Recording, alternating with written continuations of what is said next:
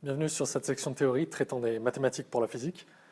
Nous continuons sur les équations différentielles, enfin des exemples d'équations différentielles que vous pouvez avoir en physique 1. Et la suivante, donc celle qu'on va aborder maintenant, est issue en fait de la présence d'une force de frottement visqueux.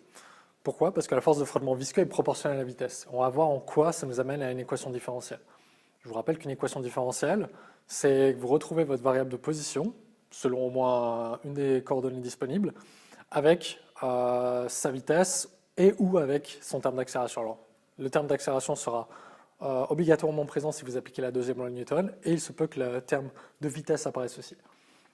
C'est possible que le terme de position n'apparaisse pas dès le début, juste pour dire.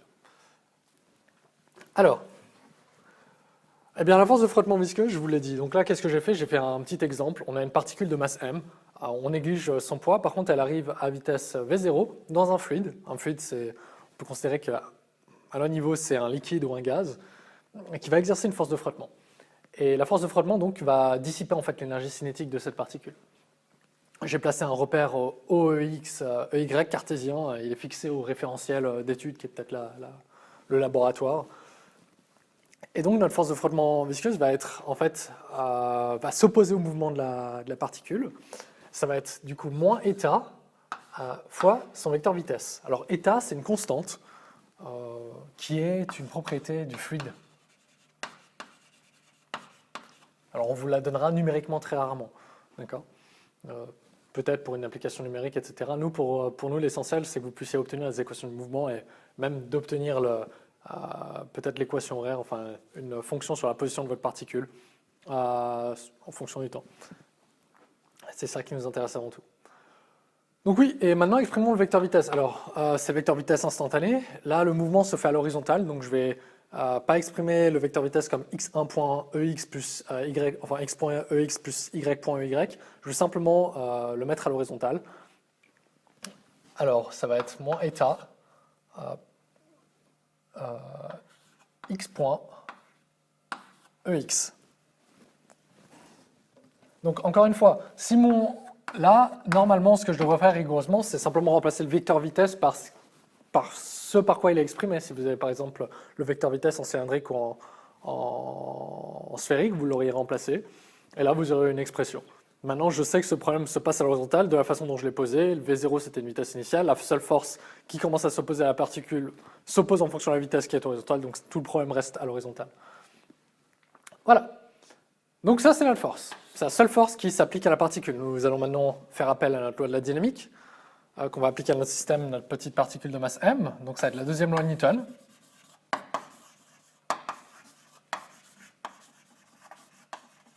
Appliquée dans le référentiel absolu. On va voir que la somme des forces extérieures s'appliquant à la particule est égale à sa masse fois son accélération. Par conséquent, comme tout le problème est à l'horizontale, je vais simplement exprimer l'accélération à l'horizontale également. Donc j'ai seulement une force, j'ai la force de frottement visqueux, donc c'est moins eta fois x point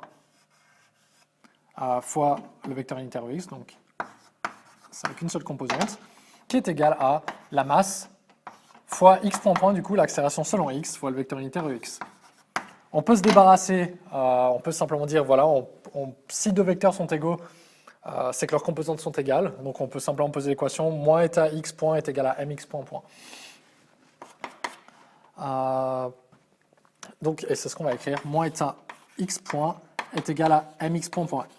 Ce qu'on peut réécrire comme x point est égal à moins eta sur m x point. Donc voilà, là on a une équation justement qui est différentielle. Parce qu'on a un terme d'accélération et un terme de vitesse pour la même coordonnée qui apparaissent dans une seule et même équation. Et ça, on ne sait pas intégrer directement. Là, bon, bien sûr, on peut intégrer. On aurait x point égale moins eta sur mx plus une constante. Mais après, qu'est-ce qu'on fait? On ne peut pas dire, bah voilà, on intègre, après on obtient l'intégrale par rapport au temps de x. Ça ne nous aide pas plus que cela. Nous, on veut x de t au final, on veut une fonction pour la position à l'horizontale, puisque tout le déplacement ici a lieu à l'horizontale. On aurait pu aussi chercher d'autres équations s'il y avait lieu d'avoir deux équations selon y ou z. Donc qu'est-ce qu'on fait? Eh bien, on va deviner en fait. Parce que je vous ai présenté le cas d'avant, on a l'oscillateur harmonique. Ici, en fait, vous devez vous dire, il y a simplement une différence d'une dérivée. Donc le lien entre x point et x point, c'est une dérivée temporelle, et il y a une constante qui multiplie x point. Bon, voilà, une fonction qui est égale à elle-même, donc une fonction, si on la dérive, elle est égale à elle-même, moyennant la multiplication d'une constante, la solution est une exponentielle, apprenez-le. Donc là, on va poser que x point est égal à a fois l'exponentielle de moins eta sur m fois t. Voilà, ça c'est ce que moi je dis. Je dis que ça va être égal à a fois exponentielle de moins eta sur mt. On se rappelle que a et eta sont des constantes, et m aussi, bon, on peut le préciser. Alors pourquoi ici le a? Pour garder en fait pour garder une forme générale. Et vous allez voir que c'est le cas. Si vous ne mettez pas le a ici, vous prenez simplement une des fonctions, enfin une fonction possible qui vérifie seulement une condition initiale. Donc là, vous êtes obligé de garder le a, car ça va répondre à la condition initiale sur la vitesse. Si vous ne mettez pas le a ici, vous êtes en train de définir, vous êtes en train de forcer la condition initiale à 1 mètre par seconde. Parce que vous n'avez pas le droit de le faire si votre particule ne se déplace pas à 1 mètre par seconde. Vous allez voir pourquoi, vous allez comprendre. Déjà, vérifions. Donc moi, je dis ça, vous ne devez pas me croire. Vérifions. On va simplement prendre x point et on va le dériver pour obtenir x point point. Donc je calcule x point point par rapport à ce que je viens justement de définir. C'est mon étape de vérification. Donc première étape, je devine une forme pour la solution sur x point et après je vérifie. Donc j'obtiens x point point est égal à a fois, si je dérive une exponentielle, je vais avoir ici son argument qui va sortir en dérivée interne. Donc la dérivée interne de moins eta sur m, donc la dérivée de moins eta sur m fois t, dérivée par rapport au temps, ça va me donner moins eta sur m. On se rappelle que eta et m sont des constantes. Et bien sûr, il me reste l'exponentielle, moins eta sur m, que je dois réécrire, fidèle à elle-même. Très bien. Donc ça, c'est ce que j'ai. Maintenant, essayons d'identifier a fois l'exponentielle de moins eta sur m fois t, c'est bien x point, n'est-ce pas?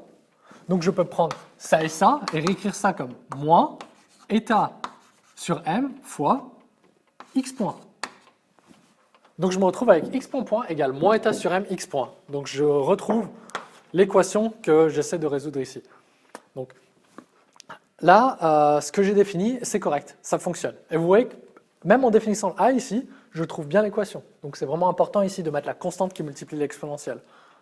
Continuons. Deuxième étape, on va intégrer par rapport au temps, parce que nous, au final, on veut trouver du x de t. Alors on ne va pas intégrer l'équation, je vous l'ai dit, on va intégrer justement la solution qu'on a trouvée pour la vitesse. Donc on va intégrer ça, donc on obtient x de t est égal à l'intégrale indéfinie de x point de t par rapport au temps, qui va être égale à l'intégrale d'une exponentielle, c'est elle-même, mais elle a un argument qui n'est pas juste t. Donc on va devoir diviser en fait par moins, eta sur m, exactement, ce qui va nous donner, en inversant la fraction, moins m sur eta. Alors je vous laisse le faire à la maison, ne me croyez pas juste sur parole. Donc on va avoir moins m, du coup j'inverse la fraction, moins m sur eta. Et je retrouve bien sûr mon a, c'est une constante, et je retrouve mon exponentielle, a moins eta sur m t, plus une constante. Je n'ai pas défini les bornes de mon intégrale. Là, maintenant, vous pouvez vérifier, je ne le refais pas, mais si vous dérivez, le b va partir. Là, un moins eta sur m va venir en bas. Il va se simplifier avec le moins m sur eta. Ça va nous donner 1. Et on retrouve notre x point de t. Donc là, mon intégration est bien faite. Je souligne. Donc ça, c'est x de t. Donc là, on s'approche. Maintenant, la dernière chose à faire, c'est de déterminer les constantes. Donc le a, déjà, on peut le trouver en partant de x point. Si on prend x point de 0, c'est la vitesse initiale.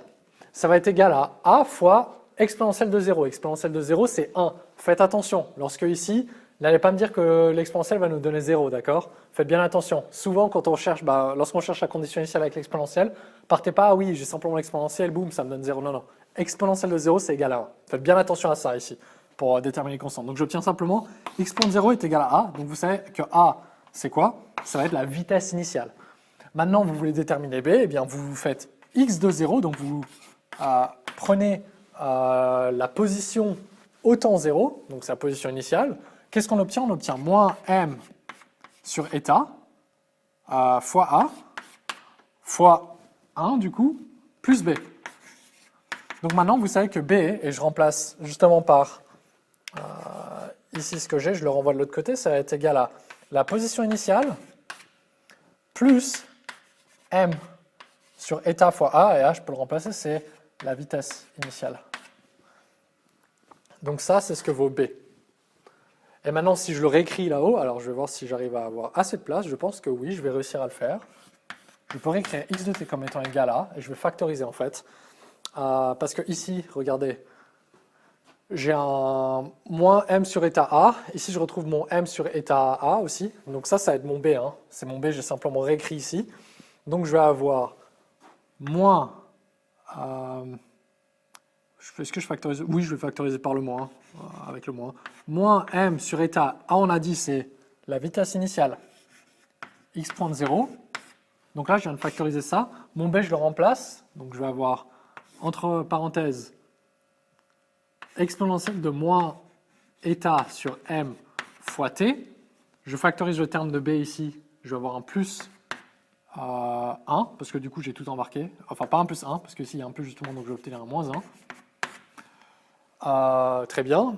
Plus la position initiale qui, elle, n'est pas factorisée, bien sûr. Et voilà comment je trouve ma réponse. Maintenant, pour ce problème-ci, comme je vous l'ai donné, la vitesse initiale, c'est V0, V0 fois EX. Donc ici, je vais avoir un V0 en fait. Donc j'ai moins M sur état V0, exponentielle de E moins N état sur MT moins 1, plus la position initiale, à définir. Peut-être j'ai commencé à une position initiale à 0. Et du coup, ce terme-là partirait. Si on vérifie juste la logique, eh bien on remplace X par 0, enfin T par 0 ici, on obtient x de 0 est égal à, tout ça, ça reste. L'exponentielle de 0, c'est 1, 1 moins 1, donc ça part, et on retrouve x de 0. Donc, il y a de la, c'est pas totalement vérifié, mais il y a de la consistance dans ce qu'on a écrit. Voilà, donc je vous laisse réfléchir là-dessus. Rappelez-vous, c'est pas forcément limité à un cas où la force de frottement est à l'horizontale. Si elle avait deux composantes parce que votre particule se déplace d'une telle façon qu'elle a deux composantes de vitesse, pour son vecteur vitesse, eh bien vous aurez eu deux équations que vous aurez résolues séparément pour peu que vos coordonnées soient indépendantes l'une de l'autre. Donc x point, y point, ça va. Si vous êtes en coordonnées cylindriques, ça peut être un peu plus... Vous avez ρ point, vous retrouvez ρ, ça peut être un peu plus un challenge, mais ça devrait se faire aussi. Voilà, donc c'est tout pour ça. Merci.